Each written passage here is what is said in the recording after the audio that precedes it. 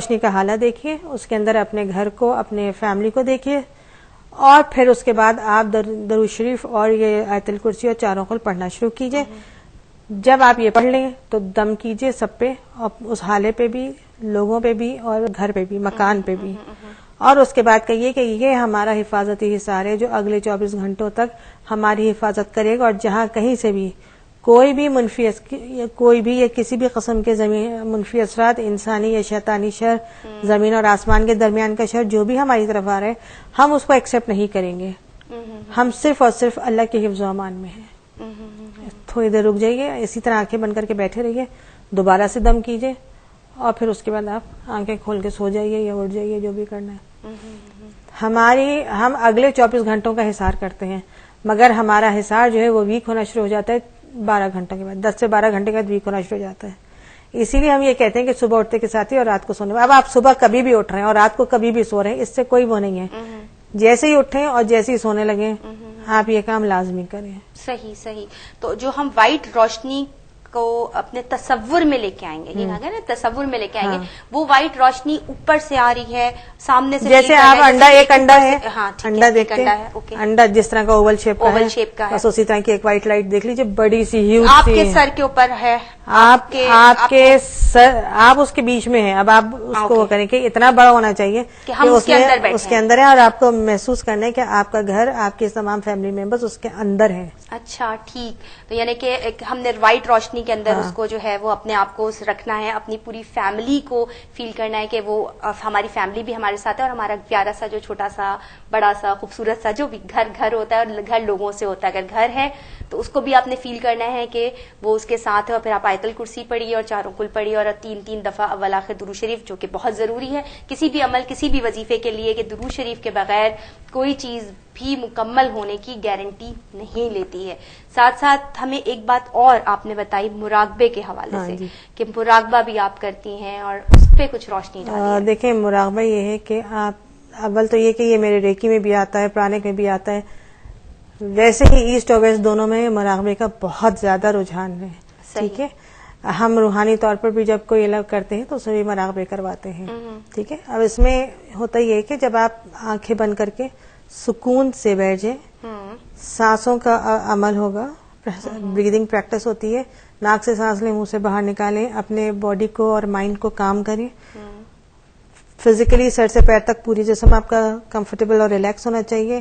اپنی بریدنگ پہ غور کرتے رہیے کہ آپ کیسے بریتھ کر رہے ہیں، اور اس کے بعد آپ آہستہ آہستہ، مختلف اس کی سٹیجز ہوتی ہیں.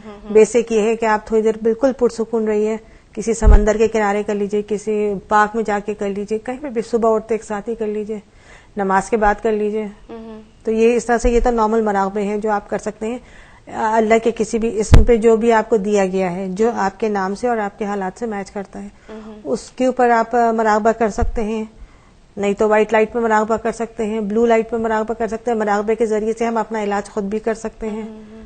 اس میں بھی پھر وہ آ جاتی ہے کہ آپ مراقبے کے ذریعے سے بھی اپنا علاج کر سکتے ہیں. اور سب سے پہلے جو بات آ جاتی ہے وہ ہے عقیدہ، آپ کا اعتماد. کسی بھی کسی آپ کنسلٹنٹ ڈاکٹر کے پاس جا رہے ہیں یا روحانی معالج کے پاس، پہلے آپ اس پہ خود بھروسہ کریں کہ نہیں، جو یہ کام ہو رہا ہے یہ ٹھیک ہو رہا ہے. تبھی جب آپ عقیدہ آپ کا صحیح ہوگا، آپ کا ٹرسٹ ہوگا، تب وہ جو چیز ہے وہ آپ کو. مگر مزے کی بات یہ کہ اس میں اگر آپ جیسے لیٹ سے کہ ریکی ہے، ریکی نہیں، روحانی علاج یا روحانی علاج میں بھی نہیں، اس کے میں بھی یہی ہے کہ ہاں مراقبہ، اگر کوئی دیکھیں مراقبوں کا ایک تو شوق سے بھی تعلق ہوتا ہے کہ جس کو ان چیزوں میں شوق ہوتا ہے نا، روحانیت میں، یہ تو وہ اس کو بہت اچھا وہ کرتا ہے. مگر جب ہم وہ سب آہستہ آہستہ سیکھ لیتے ہیں، کر لیتے ہیں، کوئی مسئلہ نہیں ہوتا. اللہ کے اسماء گرامی پر ہوتے ہیں، مختلف آیات پہ ہوتا ہے، مختلف صورتوں پہ ہوتا ہے، مگر اگین کہ وہ آپ کو کس طرف جانا ہے، کیا کرنا ہے.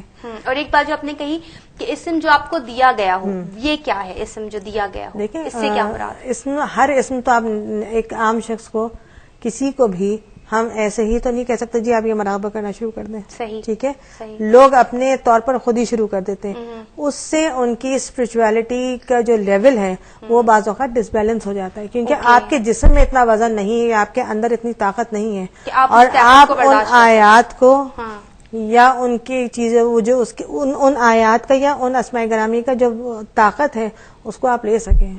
یہ روحانیت کی جتنی بھی چیزیں ہوتی ہیں یہ ایسے ہی نہیں کی جاتی. کسی کتاب سے پڑھ لی اور آپ نے شروع کر دیا. دیکھیں اکثر و بیشتر ویسے تو لوگ کریں اپنے اعتقاد سے کرتے ہیں, فائدہ بھی ہوتا ہے, مگر زیادہ تر اس میں وظائف ایسے ہوتے ہیں کہ جو بغیر اجازت نہیں کرنے چاہیے. بالکل صحیح. بہت ضروری ہوتا ہے کہ اجازت کے بغیر آپ کوئی عمل نہ کریں تو بہتر ہے. صحیح صحیح. جس کو بخشا ہوا ہے اگر وہ آپ کو گائیڈ کر رہے ہیں, وہ آپ کو دے رہے ہیں, تو پھر آپ کرتے رہیے, آپ کو دیکھیے گا اس سے بہت فائدہ ہوتا ہے. مگر بعض اوقات خود سے جو کر لیا, خود سے کوئی بھی چیز بک اٹھا لی, نہیں اس میں آپ نے پڑھنا شروع کر دیا, وہ ایک مسئلہ ہے. وہ ایک مسئلہ ہے. بالکل صحیح. کیونکہ بعض اوقات آپ سانسوں کے ذریعے سے کر رہے ہوتے ہیں, بعض اوقات آپ ویسے ہی زبانی کر رہے ہوتے ہیں, ذہنی طور پر کر رہے ہوتے ہیں. یا کہ آپ کے جس طرح سے میں نے آپ کو بتایا 7 انرجی سینٹرز ہماری باڈی میں اسپائن میں ہیں, اسی طرح سے روحانی طور پر بھی آپ کے انرجی سینٹرز ہیں. صحیح. ٹھیک ہے, آپ کے مختلف ہیں. اگر آپ ان کو جیسے جیسے آپ اس کو لیتے ہوئے آپ کو جیسے جیسے بتایا جائے گا, پھر آپ اس حوالے سے کہ جی اب آپ کا جو پہلا سبق ہے اس پہ آپ یہ پڑھیے, اس کا یہ وظیفہ وہ کریے, مراقبہ کیجیے. تو جیسے 5 6 7 جو بھی ہمارے انرجی سینٹرز ہیں روحانی طور پر, ہم ان کو جب لے کے آہستہ آہستہ چلیں گے, ایک ایک کر کے ان کو اٹھایا جاتا ہے. یہ نہیں کہ جی میں نے آج آپ کو 4 اسباق دے دیے کہ جی آپ کے یہ 4 اسباق ہیں, 2 لیفٹ 2 رائٹ پہ, ان کو آپ لے کے شروع ہو جائیے. نہیں ہوتا. ون بائی ون, اور وہ بھی دیکھا جاتا ہے کیا ہے کہ اس کا یہ چیز جو ہے یہ جاری بھی ہوئی. فرسٹ یہ بھی دیکھا. نمبر 1 کیپیبلٹی ہوتی ہے. نمبر 2 یہ کہ کیا جو آپ نے وہ پریکٹسز کی بھی ہیں کی ہیں تو ان کا آپ کے اوپر کیا اثر پڑ رہا ہے. صحیح. آپ کس لیول تک چلے گئے ہیں. گڈ. صحیح. یہ ہوتا ہے. پھر اس طرح سے اسی مراقبے کے تھرو یہ ہوتا ہے کہ ہم پیشنٹس کو اپنے سامنے بٹھاتے ہیں, اس کا ہاتھ پکڑتے ہیں, یوں اس کا اور ہمارا ہاتھ یوں ہوتا ہے, اور اس کے ذریعے سے پھر ہم مراقبہ کر رہے ہوتے ہیں. پیشنٹ نہیں کر ہوتا, ہم مراقبہ کے ذریعے سے, روحانی مراقبے کے ذریعے سے اس کا علاج کر رہے ہوتے ہیں. Very good. رخسانہ کائنڈلی میں چاہوں گی کہ آپ اپنا کانٹیکٹ نمبر ہمارے ویورز کو ضرور بتائیں, تاکہ جو لوگ آپ سے ڈائریکٹ رابطہ کرنا چاہیں تو, اور ہم امید بھی رکھیں گے کہ جو ہمارے ویورز آپ سے ڈائریکٹ رابطہ کریں ان کو ہر مسئلہ, ان کی ہر پریشانی جو ہے وہ انشاءاللہ آپ کے تھرو سالو ہو جائے انشاءاللہ. تو آپ اپنا کائنڈلی کانٹیکٹ نمبر بتا دیں. میرا یو فون کا 0333 310 8088. ریپیٹ کر دیں. 0333 310 8088. بہت بہت شکریہ آپ کا رخسانہ, آپ کا بہت شکریہ بلانے کا, اور انشاءاللہ ضرور ہم آپ کو نیکسٹ ٹائم بلائیں گے اپنے پروگرام میں. اور آپ سے بھی یہی ریکویسٹ ہے کہ آپ کو جو بھی کوئی مسئلہ ہو, پریشانی ہو, چاہے وہ آپ سے کے ہیلتھ سے ریلیٹڈ ہو, بیوٹی سے ریلیٹڈ ہو, یا پھر ہمارے سیگمنٹ روح سے روشنی میں, یعنی کہ کوئی اسٹرالوجی کا کوئی مسئلہ ہے, کوئی آپ کو استخارہ کروانا ہے. آپ کو پتا ہے کہ ہمارے کتنے ماشاءاللہ سے کتنے ایکسپیرینسڈ اور ریسرچ بیسڈ گیسٹ ہمارے پاس اس پروگرام میں آتے ہیں, اور انہی کے مفید مشوروں سے ہی تھرو ہم یہ پروگرام بھی اپنا آگے چلا رہے ہیں. اور آپ کی پسندیدگی کا بھی بہت بہت شکریہ.